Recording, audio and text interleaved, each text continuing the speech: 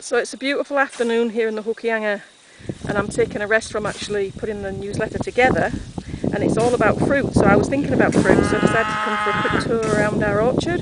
So this is exciting. This is our Cox's Orange Pippin apple. They're a well-known heritage apple from the UK, and this is the first time that this has had lots of fruit on for us, so we're really excited about that. So it's only a small tree and it's got quite a heavy crop on it. If you can hear me above the scything in the background and Daisy calling from the meadow, John's scything while I'm filming this. So yeah, so that's the Cox's Orange Pippin apple. So I wanted to show you a tree espaliered, or an apple tree espaliered on a fence line.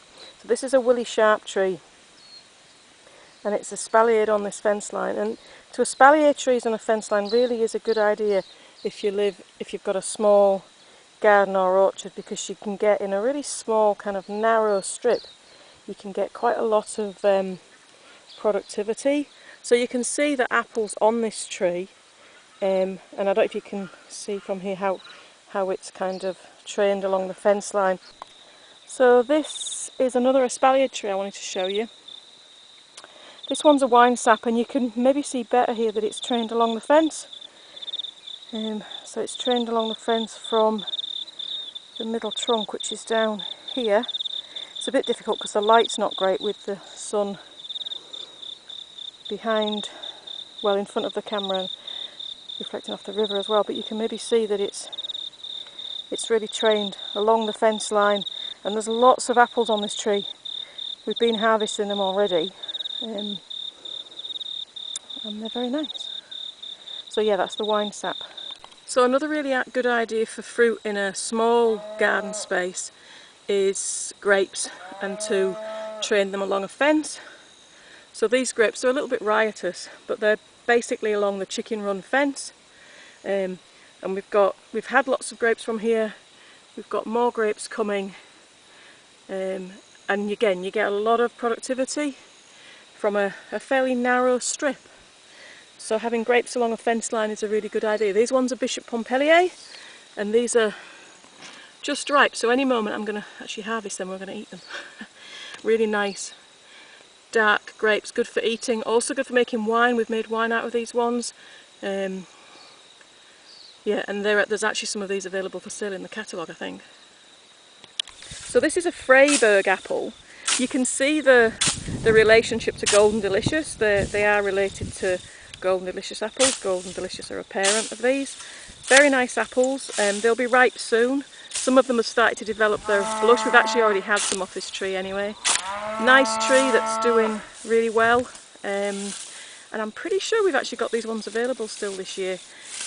I like this tree a lot. They're very nice apples. Good dessert apples. So yeah, so that's the Freyberg. So this is our Granny Smith apple tree. Desperately needs scything underneath. We live with Kikuyu here in the far north, so it certainly makes its presence felt in the orchard, and we could do to get this scythed around. Having said that, beautiful tree and a good crop on it. Now, see, I didn't even really like Granny Smith apples, to be honest. You know, they're the kind of things you can buy in the supermarket, but it's just not the same. There's no comparison having a really well-grown, organic, tree ripened Granny Smith compared to something that you buy commercially. So yeah, so I actually really like these now. So this apple's a Sturma. Again, this is a small tree that's now cropping really well for us. Sturmas are good apples, nice eating apples. In fact, we just ate one, a windfall, and it was very nice, very appley apple, if you see what I mean. Good cooking apples too. So this is our Burbosc pear. Small tree, very healthy, beautiful big pears on it. They're not quite ready. John just had a check of them, and they'll be ready real soon. So yeah, this is a lovely tree actually. It always yields really hard, really heavily. In fact, if you look back over there where I was a moment ago, you'll see that the weight of that fruit has actually snapped a branch. So we'll need to tidy that up after we harvest. But yeah, great pear tree, this one. So this one's Burt's apple, one from the Bert Davies collection from near Warkworth. We've got lots of pears that also came from Bert Davis, and I think this is the only apple. Nice apples, quite a small tree again, doing really well, they're looking really healthy, nice crop on it given it's a small tree, and yeah, we're excited about these apples.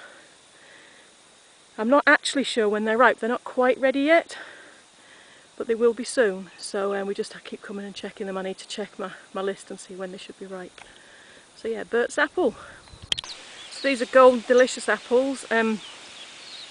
This came from, I think, pretty sure it was an old Golden Delicious that a kind of very established family in Kaiwaka had, and that's where this one came from. Again, Golden Delicious are the kind of apple that if all you've had is bought Golden Delicious and you've never had a fully tree ripened one from your own tree or from a local tree, then there's just no comparison. So again, I really like these apples, really nice. So I hadn't been down the bottom of the orchard for a while, but we just had some renegade cows we had to move. And then I discovered this. This is one of our crab apples. You can see they're really beautiful trees. Now if I had a small urban garden and I was wanting to do some espaliered fruit trees along the fence line and was worried about pollination, then I'd find a space for one of these. They're really small trees, and crab apples just help with the pollination of other apples, and they're really pretty and visual, and that's what I would do if I was in a smaller space. John just tells me that he reckons that these are actually sweet enough to eat as well. I think he likes tartar apples than me, but they're certainly a welcome addition to a small orchard anyway. Just a final bit about crab apples. So these are golden hornet crab apples. Again, a small tree with lots and lots of small yellow fruit on it. It's quite striking really. And these are also really good pollinators for other apples. So again, if I was in a urban garden, I'd pick one of the crab apples and plant that.